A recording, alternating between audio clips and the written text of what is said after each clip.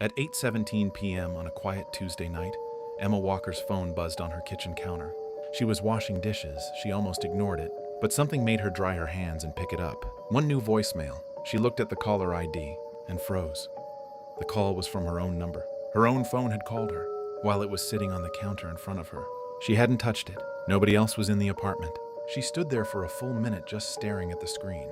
Then she pressed play and heard her own voice. Not a recording she had made before. Not a saved message she had forgotten about. Her own voice, whispering, like someone trying not to be heard. Emma, don't get in the car tomorrow. If you do, you won't make it home. Then silence, 18 seconds. That was the entire message. 18 seconds that would change everything. Emma Walker was 23 years old at the time. She had grown up in a small town in Oregon before moving to Portland for work. She was a graphic designer at a mid-sized creative agency downtown. She was good at her job, practical, organized, detail-oriented. Her friends all said the same thing about her. Emma was the most logical person they had ever met. She was the one who explained away the ghost stories at sleepovers. She was the one who looked up the scientific explanation for every strange event. She was the one who rolled her eyes at horoscopes and psychics and anything that couldn't be proven. So when she heard that voicemail, her first instinct was not fear. It was problem solving. Someone was spoofing her number. That was possible. She had heard of it before. Scammers did it all the time to make calls look like they were coming from familiar numbers. Or maybe there was some kind of software glitch, a looped recording from somewhere in her phone's memory. There had to be a rational explanation. She played the message again, and a fourth time. Each time she told herself it was nothing. Each time the voice sounded more and more like her own, not similar to her voice, not a close match, exactly her voice. The way she breathed between words, the slight way her voice dropped at the end of sentences, the specific rhythm of how she spoke when she was afraid. She knew what her own voice sounded like when she was scared. She had heard recordings of herself before. This was her, terrified, whispering a warning. She called her best friend Jade that night and played the recording over the phone. Jade went silent for a long moment, then said quietly, "Emma, that sounds exactly like you." Emma didn't sleep that night. She lay in bed, staring at the ceiling, running through every possible explanation. Hacking, spoofing, glitch, prank. Someone who knew her voice well enough to imitate it perfectly. But who and why? And how did they get access to her number? And why would anyone go to that much trouble to tell her not to get in her car? By 3 a.m., she had talked herself back into a place of relative calm. It was a prank. A very sophisticated, unsettling prank. But a prank? She would be fine. She set her alarm and eventually fell into a shallow, restless sleep. The next morning, she woke up and got ready for work like normal. She made coffee. She checked her emails. She told herself 3 times that she was being irrational. She drove to work. Nothing happened.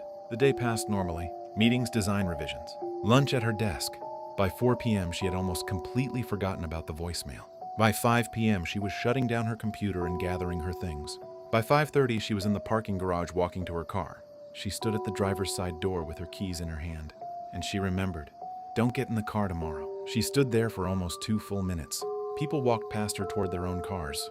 She didn't move. She took out her phone and opened the rideshare app. A driver was 4 minutes away. Her finger hovered over the confirm button. Then she thought about how she would explain this to anyone.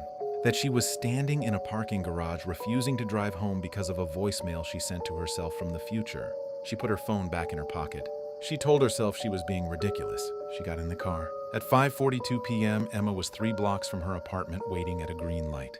She saw the truck a half second before it hit her, running the red light at full speed without braking. The impact was so violent that witnesses on the sidewalk thought no one inside could have survived. Emma's car was knocked across 2 full lanes of traffic. It hit a parked vehicle on the far side of the road before finally stopping. The airbags deployed. Glass was everywhere. She was unconscious for several minutes. When she woke up, the first thing she saw was a paramedic leaning over her. She had a severe concussion, 3 broken ribs, a fractured wrist, internal bruising that would take months to heal. But she was alive. The truck driver had run a red light because he had suffered a medical emergency at the wheel. It was a complete accident, completely unpredictable. Something no one could have known was going to happen. No one. At the hospital that night, a police officer asked if he could look through her phone for emergency contact information. Emma handed it over. A few minutes later, he came back with a strange look on his face. He asked her about the voicemail. She told him the whole story. He listened without interrupting. Then he told her what the department's digital forensics team had found when they examined the file. The voicemail had been received at 8:17 p.m. on May 11th. That was confirmed by her carrier's server logs. But the metadata embedded inside the audio file itself told a different story. The file had been created at 6:03 p.m. on May 12th, the day after she received it. 22 hours after it appeared on her phone. The voicemail existed on her phone before the moment it was recorded. The police brought in a cybersecurity expert, then another one, then a telecommunications engineer from the phone carrier. They examined everything: the carrier's servers, her phone's operating system, the audio file's metadata, every technical angle they could think of. They tested for spoofing, they tested for file manipulation, they tested for clock synchronization errors that might have corrupted the timestamp. They found nothing. No evidence of hacking, no evidence of tampering, no technical explanation for how a file could carry a creation timestamp from the future.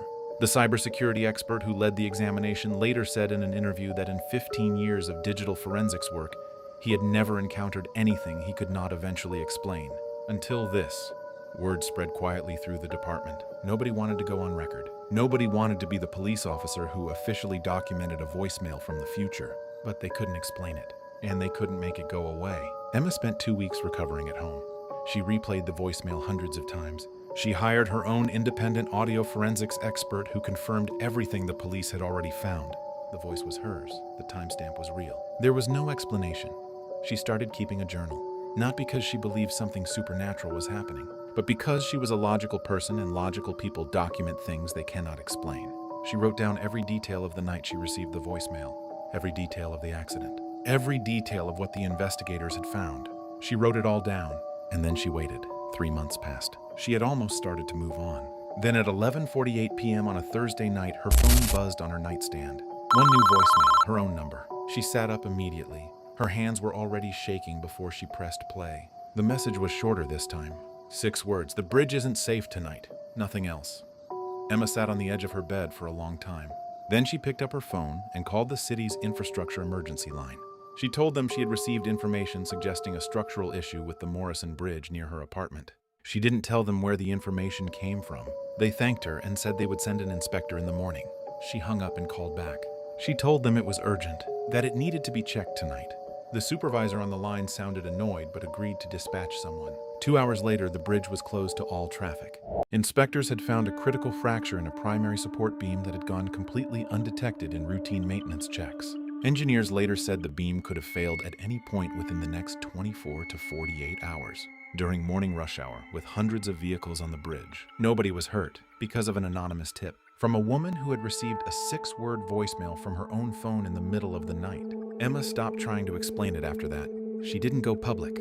She didn't call the news. She just waited and documented everything. Over the next 14 months, 4 more voicemails arrived, each one from her own number. Each one with a timestamp from the future, each one warning about something specific.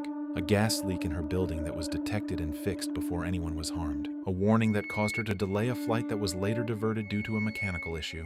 2 other events that she has never spoken about publicly. Each warning was accurate. Each one arrived before the event it described. Each one carried her own voice.